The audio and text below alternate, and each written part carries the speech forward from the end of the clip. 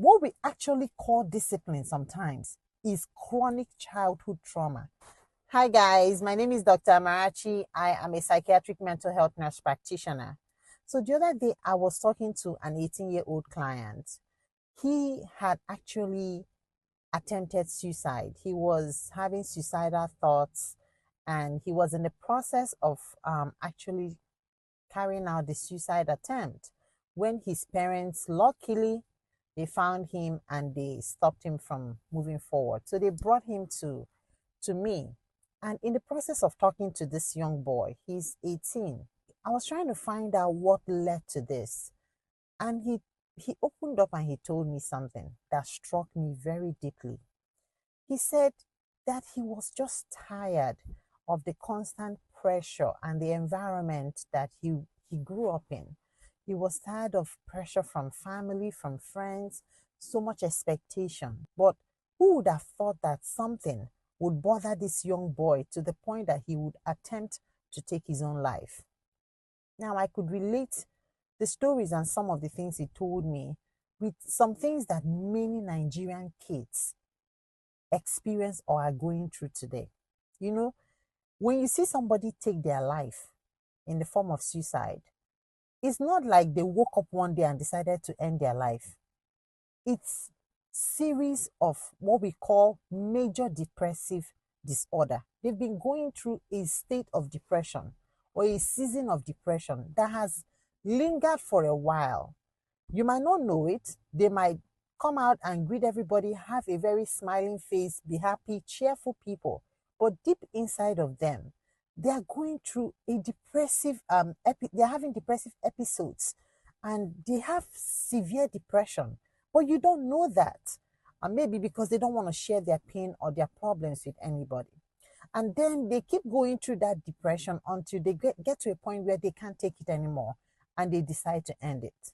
And they decide, like, you know what, there's no motivation to keep pushing. There's no reason to keep moving forward. They lose the coping skills and they feel like, I'm better off dead.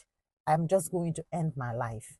Now, why I'm saying this is because many children are operating as a result of the trauma that they had from childhood. Who is to be blamed in all of this? Nobody.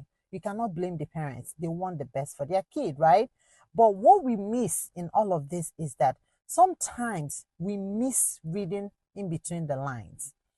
What we actually call discipline sometimes is chronic childhood trauma. This trauma is what causes so much anxiety in many children, and they transition into adults with this trauma. And then the anxiety mixed with depression coming from the flashbacks of those trauma is what will now end up pushing the child to do what? To want to end their life. A child that is not paying bills, that has nothing to worry about. And they've lost the motivation to keep pushing, and they've lost the motivation to keep fighting for whatever they believe in. I want to say this.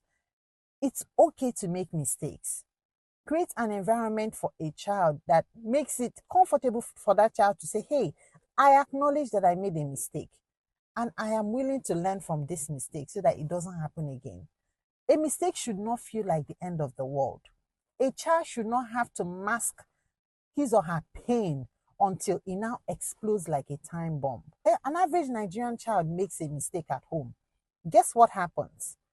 It is followed with a lot of beating, screaming, yelling. And guess what? This child grows with the mentality and mindset that mistake is not acceptable. Mistake is not an option. And then you'll find out that even when the child decides to cry, maybe you finish beating the child and this child decides, okay, I have to cry because I have to express my emotion. You cannot cry. Oh. If I hear Pim, you will hear me. Now, what that means is that I beat you. You have to accept that beating.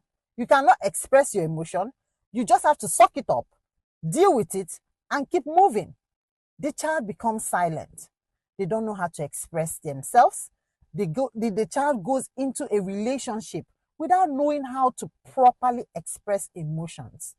And they start having issues in relationships and issues in dealing with other people in their jobs, in their businesses, and it becomes a problem.